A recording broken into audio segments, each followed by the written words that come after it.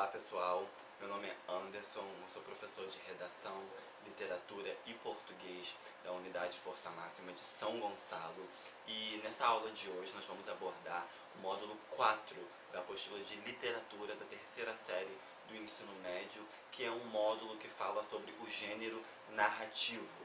Mas antes de falar sobre o gênero narrativo propriamente dito, é importante a gente relembrar quais são os gêneros literários e como que eles foram estabelecidos, para possibilitar os estudos desses 4 gêneros. Os gêneros literários são o gênero épico, o gênero lírico, o gênero dramático e o gênero narrativo, que é o nosso foco de hoje. Esses gêneros foram demarcados lá na Antiguidade Clássica, por Aristóteles, que percebeu que havia diferentes tipos de textos. Textos que tinham narrador, textos que não tinham narrador. Então ele sentiu a necessidade de catalogar esses textos por critérios estruturais. Pense num guarda-roupa. A gente organiza um guarda-roupa por alguns critérios. Em uma pilha nós colocamos blusas, em outra pilha nós colocamos bermudas, em outra pilha nós colocamos calças e assim sucessivamente, certo? Os gêneros literários têm essa função de separar textos e separar construções literárias por critérios. Aristóteles começou com 2 gêneros. O gênero dramático, que ele percebeu que não havia um narrador contando uma história, e o gênero épico, em que ele percebeu que havia um narrador contando uma história sobre determinados personagens. Depois, já no período do Renascimento, do gênero épico surgiu o gênero narrativo, se subdividiu em épico e narrativo, e também surgiu um 4º gênero, que é o gênero lírico. Nós vamos abordar todos esses gêneros, mas hoje vamos começar com o gênero narrativo, que talvez seja o principal, já que a maioria das histórias que nós temos são histórias com estrutura narrativa, O que significa eu dizer que as histórias têm uma estrutura narrativa? O que é narrar? Narrar é contar uma história, seja ela real ou seja ela fictícia, e uma história que envolva certos elementos. Quando nós estamos lendo uma história ou contando uma história, nós não paramos para prestar atenção nesses elementos. Mas analisando teoricamente essas narrativas, nós podemos sempre encontrar elementos fundamentais de uma narração.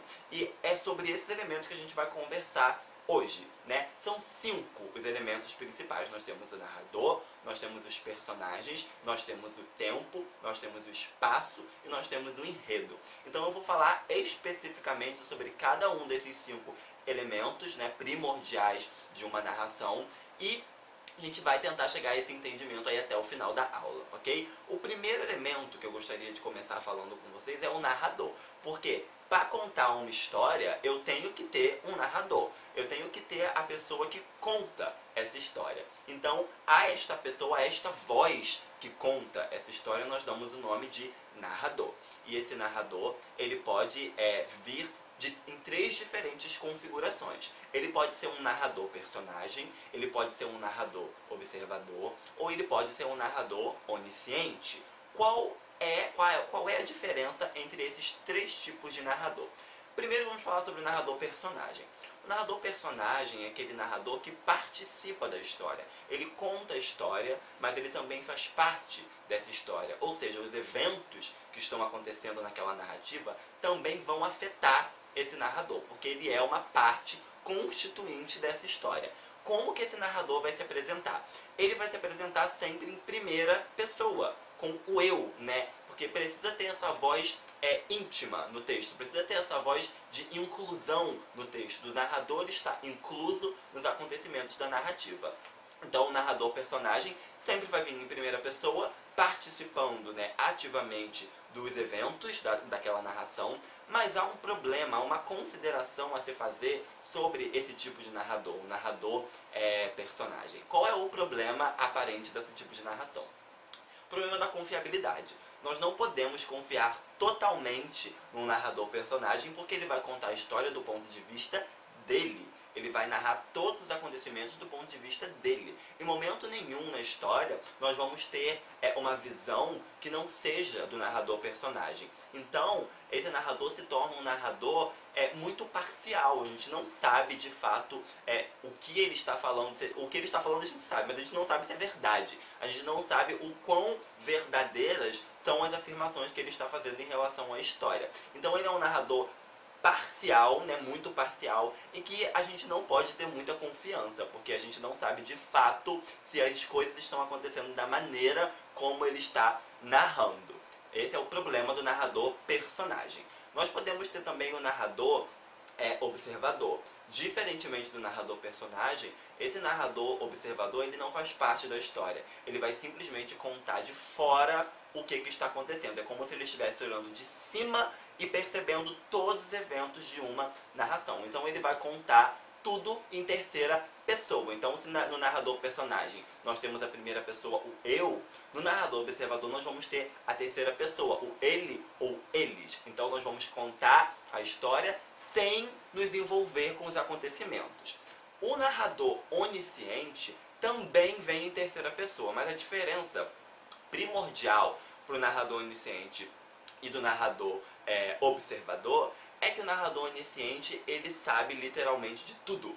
Mesmo não participando ativamente da história, ele tem informações privilegiadas sobre todos os aspectos da história, sobre os sentimentos e as emoções dos personagens e sobre tudo o que se passa na história. Mesmo narrando em terceira pessoa, ele vai conseguir dar o máximo de detalhes possíveis, não detalhes do que ele consegue só ver, mas detalhes íntimos dos personagens. O narrador observador consegue detalhar só o que ele vê. O narrador onisciente consegue detalhar aquilo que inclusive ele não vê. Então essa é a diferença entre o onisciente e o observador. Os dois vêm em terceira pessoa, mas o observador só mostra o que ele vê e o onisciente vai além do campo de visão dele. Ele consegue estar presente em todos os âmbitos da história, ok? Então esse é o primeiro elemento central de qualquer narrativa, é o narrador, que vem e se apresenta nesses três tipos que eu acabei de explicar: personagem, observador e onisciente, ok? Segundo aspecto de extrema importância para uma narração são os personagens, porque se nós temos uma história, obviamente pessoas vão estar lidando com aquela história, vão estar sofrendo os acontecimentos daquela história. Então, os personagens são de suma importância no desenvolvimento de uma narrativa. E eles também se subdividem em algumas categorias. Nós podemos ter os protagonistas, os antagonistas, os secundários e os figurantes. Os protagonistas são aqueles personagens principais de uma história. Todos os eventos da história vão acontecer girando em torno desses protagonistas. Eu gosto muito de usar um exemplo da ponte para diferenciar o protagonista do antagonista. Vamos supor que o nosso personagem protagonista, que é o personagem central, precise atravessar uma simples ponte. Qual vai ser o papel do antagonista nessa história? Criar diversos obstáculos, diversos impedimentos para o protagonista chegar do outro lado da ponte. Então, essa é a diferença entre protagonista e antagonista.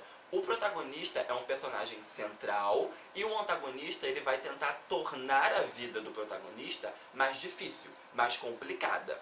Geralmente, o protagonista consegue, ao fim da história, superar os obstáculos e chegar até o outro lado da ponte, para a gente continuar na nossa metáfora. Mas nem toda história isso acontece. Às vezes o protagonista não consegue superar os obstáculos, né? Depende de como essa história foi construída. Mas essa é a diferença crucial entre protagonista e antagonista.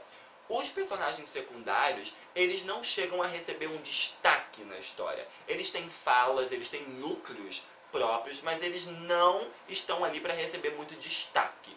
Diferentemente dos figurantes. Os figurantes não têm aparição, não tem destaque nenhum, na verdade. Eles não têm fala, eles não têm núcleo, eles aparecem só para preencher um certo vazio naquela história, para dar um pouco mais de verossimilhança. A gente vai chegar nesse conceito de verossimilhança mais à frente. Mas enquanto os personagens secundários não recebem muito destaque, mas ainda assim têm uma posição, têm falas, possuem núcleos próprios, os figurantes não. Eles estão ali literalmente somente para fazer figuração. Não estão ali para falar, não estão ali para acrescentar em absolutamente nada na história, ok? Então, falamos dos narradores e falamos dos personagens, os dois primeiros elementos cruciais, né, na construção de uma narrativa. O terceiro elemento crucial é o tempo. Toda a narração se desenvolve num certo período de tempo, numa certa linha temporal, né? E esse tempo de uma narrativa, ele também pode ser subdividido em duas categorias. Nós podemos ter o tempo cronológico, nós podemos ter o tempo psicológico. Qual é a diferença entre esses dois tipos temporais?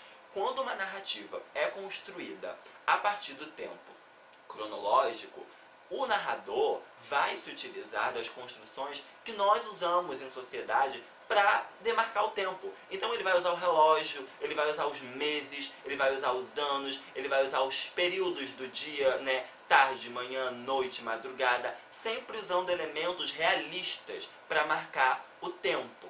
Agora, quando nós temos um tempo psicológico, nós temos um tempo interno dos personagens. Então o personagem tem uma linha temporal interna que não está de acordo com o tempo cronológico. Então nós podemos ter um flashback, nós podemos ter um sonho, nós podemos ter uma alucinação. E nenhuma dessas construções está sendo utilizada o tempo cronológico, e sim o tempo psicológico, porque é o tempo interno de um personagem. Por isso o nome psicológico, que vem de psique, né? Então, esses são os dois recursos temporais que podem ser usados numa narrativa. O tempo cronológico e o tempo psicológico, ok? Então, até aqui nós falamos dos narradores, nós falamos dos personagens, nós falamos do tempo. Um outro elemento importante na construção de uma história é o espaço. Toda história se passa num determinado espaço, que é por onde os personagens, que eu falei anteriormente, vão circular. Esses protagonistas, esses antagonistas, esses personagens secundários e esses figurantes, eles precisam circular por algum espaço, porque essa história precisa se materializar em algum espaço. Logo, o espaço tem essa importância na história, numa narração, porque ele vai delimitar a ação dos personagens, onde que essas ações vão de fato acontecer. Nós podemos ter um espaço que é real ou um espaço que é imaginário. O espaço imaginário é aquele espaço de memórias, de lembranças, que não está, o personagem não está, as ações dos personagens não estão se passando num espaço real, estão se passando num espaço mental. Então toda vez que o personagem tem um sonho, tem uma lembrança, tem um flashback, tem uma memória, ele está vivendo no seu espaço interior, no seu espaço imaginário. Agora, o espaço real é de fato o espaço por onde os personagens transitam, né? Vamos pensar aí em O Cortiço, da Luísa Azevedo. O espaço central daquela história é, obviamente, como o nome já diz, o cortiço. E ali a gente lida com toda aquela variedade de personagens, de tipos excêntricos, que estão confinados ali naquele espaço. Então, esse é um exemplo de espaço real, e o exemplo de espaço imaginário é os exemplos que eu comecei a falar, né? Que são os exemplos de memórias, lembranças, quando o personagem está vivendo dentro de sua mente, e não no espaço que o cerca, ok? Para finalizar, nós temos também o enredo. O que é um enredo, gente? O enredo nada mais é do que a história em si, do que a narrativa em si. Nós precisamos, quando nós estamos contando uma história, tudo que acontece nessa história, todos esses acontecimentos, todas as reviravoltas, tudo isso faz parte do enredo, que é a história como um todo, né? Esse enredo, ele subdivide também em algumas categorias essenciais. Nós podemos ter, o enredo ele geralmente segue uma ordem, né? Uma ordem linear, que é a seguinte: nós temos uma introdução, nós temos um clímax, um conflito, perdão, uma introdução, um conflito, depois nós temos um desenvolvimento, depois nós temos um clímax e depois nós temos um desfecho. Falando de um por um especificamente. Primeiro, nós temos a introdução. Na introdução, nós vamos ser apresentados aos personagens, nós vamos ser apresentados ao narrador, nós vamos ser apresentados ao espaço onde aquela história vai se passar. Tudo isso na introdução. Eu preciso mostrar para o meu leitor ou para o meu espectador, né? Porque uma narração pode ser tanto escrita como oral. Eu preciso mostrar para o meu leitor ou para o meu espectador quem são esses personagens, essa história que eu vou contar é sobre quem. Quem vai contar essa história? Onde essa história vai se passar? Então, esse é o aspecto introdutório de um enredo.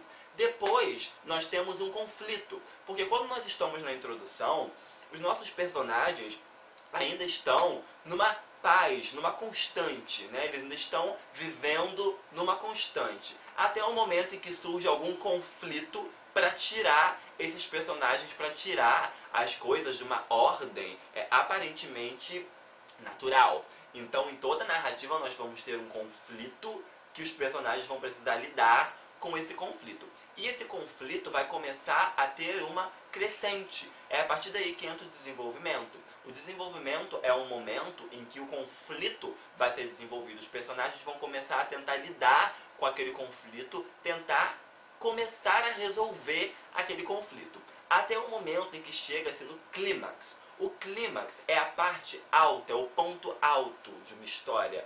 É um momento em que os nossos personagens estão completamente encurralados, aparentemente sem saída, sem ter o que fazer, né? Por isso que o clímax é considerado esse ponto alto da história. Um exemplo que eu acho bem identificável de clímax é se você parar para pensar nas novelas, por exemplo. Todo capítulo de novela termina com um clímax. Por quê? Porque a novela precisa que o espectador esteja no outro dia assistindo a novela de novo. Então a novela tende a terminar todo o seu capítulo com um clímax para no outro capítulo desenvolver, mostrar qual vai ser a saída daquele clímax. Então o clímax é aquele momento alto porque mostra finais de temporada de séries, por exemplo. Todo final de temporada de série também termina com clímax, que é pra você ficar esperando até o outro ano para a próxima temporada chegar e você saber como que aquilo vai ser resolvido. Então o clímax, esse clímax aparece não só em séries, não só em novelas, em livros de narração. Qualquer história narrativa, qualquer construção narrativa, nós vamos ter esse clímax. Geralmente, numa história, numa narração escrita, esse clímax também acontece no final de capítulos.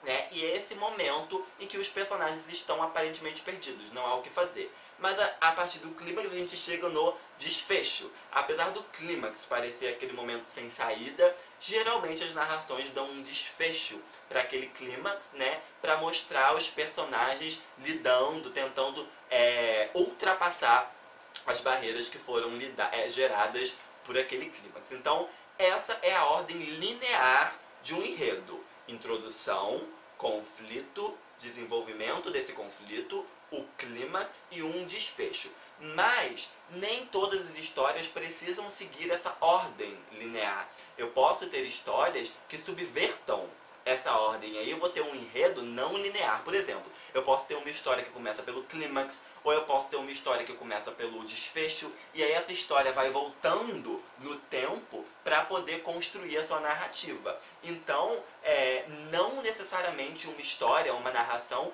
precisa seguir essa ideia de introdução, conflito, desenvolvimento, clímax e desfecho. Não necessariamente. Eu posso ter enredos lineares e enredos não lineares, né? E também agora eu quero voltar no conceito de verossimilhança, que eu falei lá no começo. Porque nós podemos ter enredos verossímeis e enredos inverossímeis. Qual é o significado dessas palavras? Quando você tem uma história verossímil, significa que essa história você consegue se relacionar pessoalmente com aquela história porque ela está com os dois pés fincados no chão, fincados na realidade. É uma história que há uma identificação entre espectador ou leitor, porque é uma história verossímil. É uma história que faz sentido no mundo real. Agora, uma história inverossímil é uma narrativa que foi construída com elementos completamente fantasiosos e que no nosso mundo real, na nossa sociedade, não faria sentido nenhum, ok? Vale lembrar que verossimilhança não equivale a verdade, ok? Verossimilhança significa parecer com a verdade, parecer com a realidade, mas não significa que é igual à verdade. Significa que é idêntico, não significa que é real. É simplesmente uma relação de parecimento, né? De parecer. Também é importante falar sobre os tipos de herói. Antes de falar sobre os tipos de heróis, vamos só dar uma recapitulada, né, sobre tudo que a gente falou até aqui. Nós falamos sobre o narrador, falamos sobre os personagens, falamos sobre o tempo, falamos sobre o espaço e falamos sobre o enredo. E especificamente cada um desses elementos da narrativa. As narrativas, como elas vieram do gênero épico, né, que é um gênero que tem sempre um herói, o gênero épico é aquele gênero literário que tem sempre um herói no centro de tudo. Então, como o gênero narrativo surgiu do gênero épico, as narrações geralmente também buscam construir um tipo de herói, né? Esse protagonista, esse personagem principal, às vezes pode ser colocado, ser alçado a um pedestal de herói. Então, nós podemos ter três tipos de, heróis. Nós podemos ter o herói clássico, nós podemos ter o anti-herói e nós podemos ter o herói moderno. Qual é a diferença entre esses três tipos de herói? O herói clássico é aquele herói que vai fazer o bem, assim, ele tem características quase que divinas. Ele nunca se corrompe, ele está ali focado em somente fazer o bem, o bem, o bem e o bem. Ele tem características quase divinas, né? Ele consegue gerar um bem comum para todos e o único objetivo dele é fazer o bem. Nada o impede de fazer o bem. Ele consegue ter umas atitudes completamente inverossímeis, tudo para poder gerar o bem, trazer o bem para o personagem daquelas histórias, que é diferente do herói moderno. O herói moderno, ele também tem como objetivo fazer o bem, mas ele tem consciência de que há limitações para fazer o bem. Ele lida com obstáculos para poder conseguir trazer esse bem para os personagens do texto. Já o herói clássico é como se não houvesse obstáculos. Ele é um semideus que consegue trazer o bem comum para todos sem passar por obstáculo nenhum.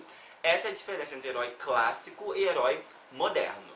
E nós podemos também ter o anti-herói. O que é o anti-herói? O anti-herói é um herói que ele é egocêntrico. Ele vai fazer o bem, as ações desse anti-herói, na verdade, vão ser realizadas para benefício próprio. Ele não está preocupado, assim como o herói clássico e o herói moderno, ele não está preocupado com o bem comum. Ele está preocupado em realizar ações para benefício próprio. Então ele é um herói mais egoísta, né, mais egocêntrico, que não tem essa ideia coletiva de bem. Ele tem uma ideia personalizada, pessoalizada, né, e ele busca agir somente em benefício próprio. Então, se o anti-herói tiver que mentir, tiver que matar, tiver que roubar, ele vai fazer porque tudo isso para gerar o quê? Benefícios para ele. Agora, o herói moderno e o herói clássico, eles não se enveredam por esses caminhos, por essas táticas do anti-herói. O herói clássico e o herói moderno, eles não vão matar, eles não vão mentir,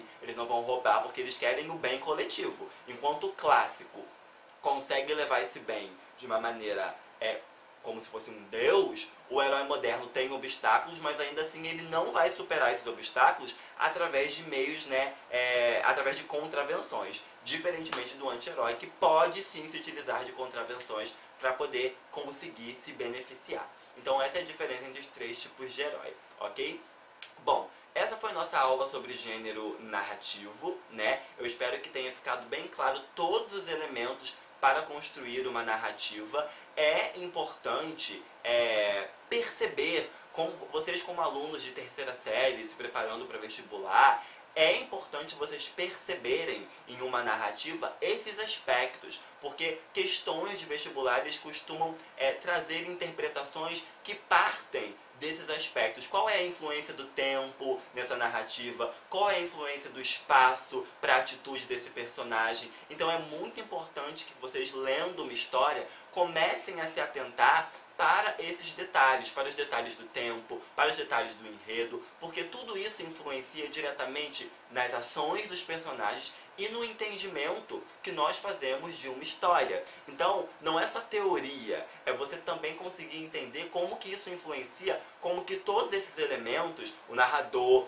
os personagens, o tempo, o espaço e o enredo, como que todos esses elementos influenciam no seu entendimento da história, na interpretação dessa história. Isso que é importante para que vocês analisem, né, lendo agora narrativas. Há na apostila de vocês, no módulo 4, um conto muito interessante do Machado de Assis chamado A Carteira, e eu recomendo que vocês leiam este conto para entrarem em contato direto com esses elementos da narração, né? E façam, obviamente, os exercícios do módulo para poderem fixar, né, esses conceitos e também perceber como que os concursos, como que os vestibulares abordam esses elementos em suas questões, ok?